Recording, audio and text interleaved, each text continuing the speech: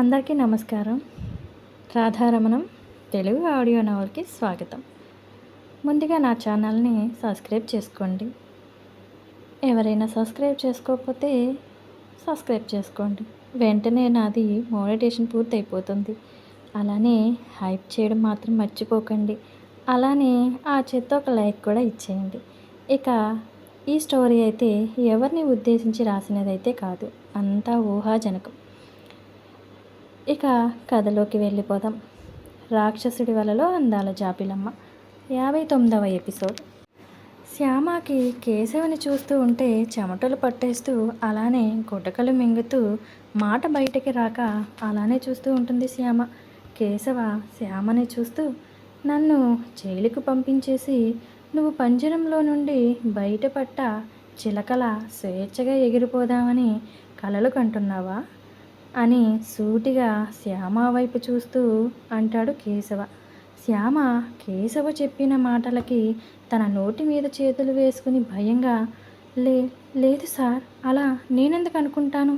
మీరు అలా ఒక వ్యక్తిని కాల్చేసరికి భయంతో కోపం వచ్చి మిమ్మల్ని అలా అడిగేశాను, కానీ మీరు ఇలా జైలుకి వెళ్తూ ఉంటే నాకు చాలా బాధగా ఉంది సార్ అని శ్యామ కళ్ళ నీళ్లతో కేశవుని చూస్తూ బాధగా చెబుతూ ఉంటుంది. పక్కనున్న నారాయణ గారు కూడా, అవును బాబు, మా శ్యామ అలా ఎప్పటికీ చేయదు అని తనని వదిలేయండి బాబు అని ఆయన వేడుకున్నట్టు అడుగుతూ ఉంటాడు నారాయణ. నిజంగా ఇదంతా జరుగుతుందని నాకు తెలియదు సార్, నన్ను క్షమించండి అని భయంగా కేశవుని చూస్తూ చెబుతుంది శ్యామ. కేశవ గట్టిగా నవ్వుతూ ఉంటాడు. కొంచెం దూరంలో నిలబడి ఉన్న వాళ్ళకి ఎవరికి కూడా ఈ మాటలు వినపడవు. అక్కడ ఏం జరుగుతుందో తెలియక వాళ్ళ వైపు అలానే చూస్తూ ఉంటారు. పరశురాం చంద్రకాంత్కి అయితే ఆతృత పెరిగిపోతూ ఉంటుంది.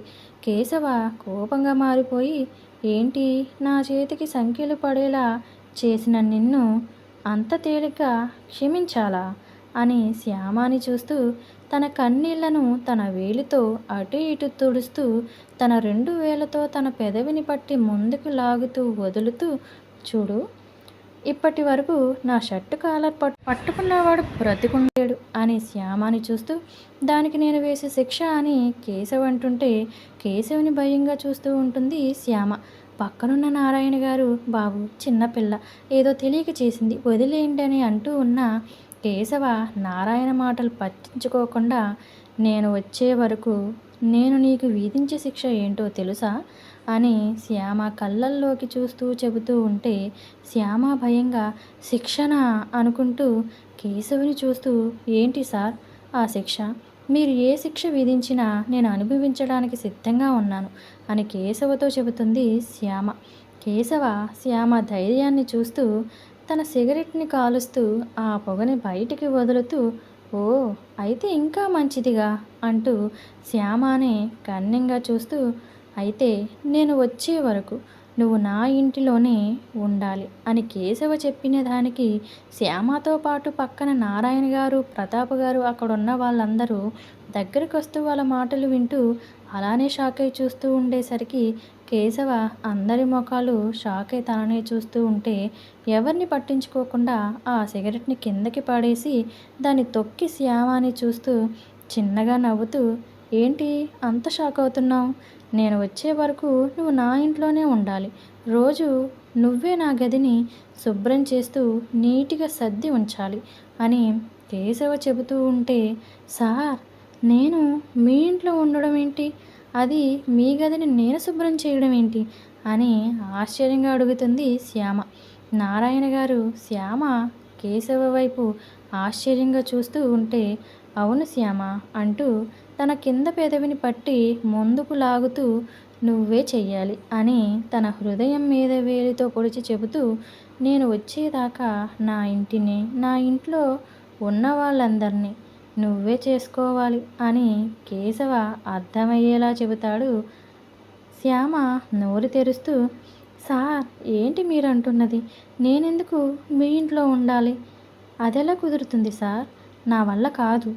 అసలు నేను మీ ఇంట్లో ఉండడం ఏంటి అని శ్యామ ఖచ్చితంగా చెప్పేసరికి కేశవ కోపంగా మారిపోయి, ఓ ఓ, అయితే కుదరదంటావు.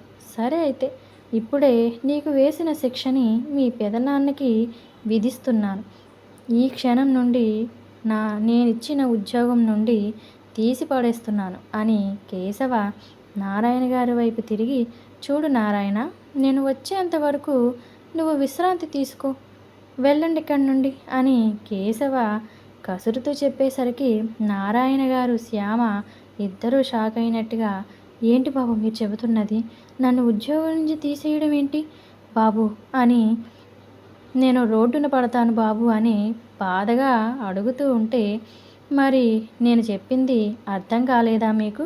ఇక నుండి మీరు మీరు చేసే ఉద్యోగానికి రానవసరం లేదు, అర్థమైందా అని కేశవ మళ్ళీ చెప్పేసరికి నారాయణ గారు ఆలోచిస్తూ, పూర్తిగా అర్థమవుతూ ఉంటుంది. ఎలాగైనా కేశవ బాబు లేనన్ని రోజులు కావాలనే శ్యామని ఆ ఇంట్లో ఉంచడానికి వాళ్ళందరి పనులు చేసేలా శిక్ష వేస్తున్నాడు అని అనుకుంటూ కేశవుని చూస్తూ, బాబు మీరు చెప్పింది నాకు అర్థమైంది, కానీ మా శ్యామ మీ ఇంట్లో ఉండలేదు బాబు.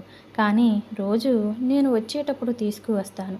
మీ ఇంటికి వచ్చి మీరు చెప్పిన పనులన్నీ చేసేసి మళ్ళీ నాతో పాటు తీసుకుని వెళ్ళిపోతాను. దానికి మీరు ఒప్పుకోండి బాబు అని నారాయణ గారు ప్రాధేయపడుతూ అడుగుతూ ఉంటారు. కేశవ నారాయణ గారిని చూస్తూ, సరే అయితే అంటూ శ్యామ గెడ్డాన్ని పట్టుకుని, ఇక నుండి ప్రతిరోజు నువ్వు నా ఇంటికి వచ్చి అక్కడ నా ఆస్తికి సంబంధించిన అన్ని లెక్కలు నువ్వే చూసుకోవాలి. అవన్నీ పూర్తయిన తరువాతే నువ్వు మీ ఇంటికి వెళ్ళాలి, అర్థమైందా? ఇదే నేను నీకు వేసే శిక్ష అని కేశవ చెబుతాడు. కేశవ చెప్పిన దానికి ఇటు శ్యామ, వెనకాల ఉన్న పరశురం, చంద్రకాంత్ అలానే షాక్ అయి చూస్తూ, ఏంటి నారాయణ ఉద్యోగాన్ని ఈ పిల్లకిస్తున్నాడేంటి కేశవ? ఛ, ఇక నుండి కేశవ జైలులో మగ్గిపోతాడు, ఇక బయటకు రాడు. ఆ ఆస్తికి సంబంధించిన ఆస్తి లెక్కలన్నీ తారుమారు చేసేసి నారాయణ గారిని బురుడీ కొట్టించి తెలియకుండా ఎంతో కొంత నొక్కేయాలని నేను ప్లాన్లు వేసుకుంటూ ఉంటే మధ్యలో ఈ కేశవేంటి ఇలా ఆ పిల్లని ఆ ఉద్యోగం చేయని తనని నియమించి వెళ్తున్నాడు అనుకుంటూ అలానే ఏదో ఆలోచించుకుంటూ ఉంటాడు చంద్రకాంత్. కేశవ ఊరగా తన బాబాయిని మావయ్యని చూస్తూ వాళ్ళ మనసులో అది చదివినట్టు వాళ్ళ ఆలోచనల్ని పసిగట్టేస్తాడు కేశవ.